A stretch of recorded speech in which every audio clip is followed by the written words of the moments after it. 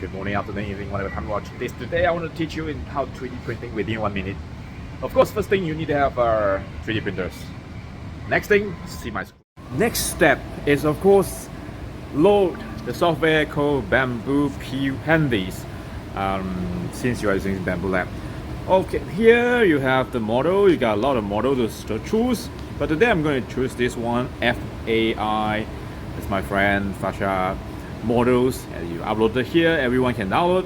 So then you're going to press prepare to print and select the plate you want. They have many settings, and I want to use the first setting, print.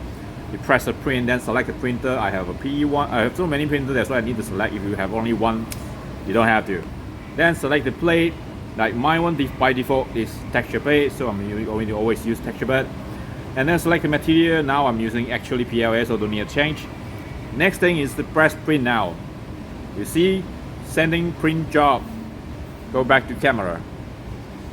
See that actually automatic send to printers and heat it up now. After you heat it up, it will do automatic calibration. After automatic calibration, it will start to print itself. I will come back after I finish print.